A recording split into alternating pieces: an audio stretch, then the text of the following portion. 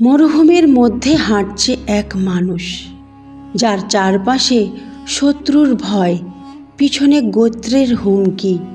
তবুও তার মুখে একটাই শব্দ, লা ইলাহা ইল্লাল্লাহ। এই সেই মানুষ যার ইমানের শক্তি মরুভূমির বালুকণার মতো অগণিত।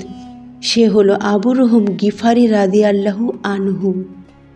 আরবের গিফার গোত্র, যার পরিচয় ছিল ডাকাতি, আক্রমণ আর দস্যুতা। এই অন্ধকার সমাজের একজন মানুষ আবু রুহুম, কিন্তু তার হৃদয়ে ছিল সত্যকে জানার এক অদ্যম আগ্রহ। একদিন খবর এলো, মক্কায় এক মানুষ দাবি করছেন তিনি আল্লাহর রসুল, সত্যের পথে ডাকছেন সব মানুষকে। আবু রুহুম চুপ থাকতে পারলেন না, তিনি মক্কার দিকে রওনা দিলেন। মক্কায় এসে তিনি মুখোমুখি হলেন নবী মোহাম্মদ সাল্লাল্লাহু আলাইহি ওয়াসাল্লামের। নবীজির নরম কথার মধ্যে, তার চেহারার নূরের মধ্যে, তার আচরণের মধ্যে আবু রুহুম এমন কিছু দেখলেন যা আগে কখনো দেখেননি। তিনি বললেন, হে আল্লাহর রসুল, আমি কি সত্যের পথে আসতে পারি?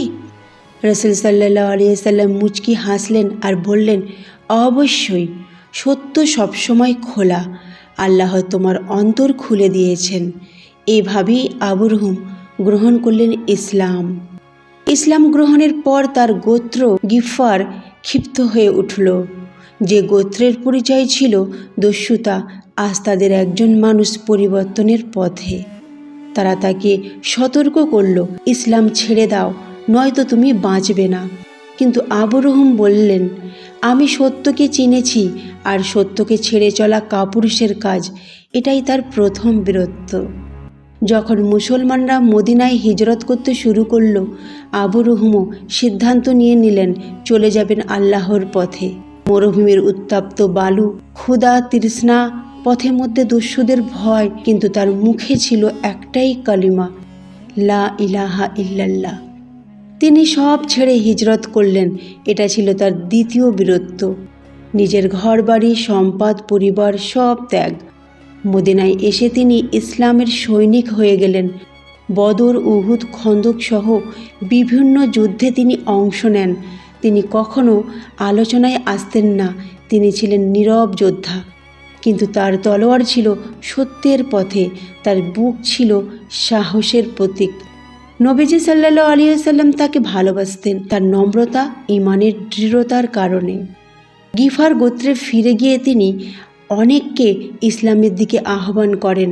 যে গোত্র একসময় ডাকাতি করত, সেই গোত্রের বহু মানুষ তার দাওয়াতের মাধ্যমে মুসলিম হয়ে যায়। এই হলো তার তৃতীয় বীরত্ব, সমাজ বদলের সাহস। আবু রুহুম রাদিয়াল্লাহু আনহু শেষ মুহূর্তে বলেছিলেন, আমি কিছুই রেখে যাইনি, শুধু আমার ঈমান, এটাই আমার সম্পদ। এভাবে শেষ হলো ইসলামের এক নীরব বীরের জীবন, যার ত্যাগ ছিল শব্দহীন, কিন্তু যার বীরত্ব ছিল আকাশের মতো বিশাল। আসসালামু আলাইকুম ওয়া রাহমাতুল্লাহি ওয়া বারাকাতুহু।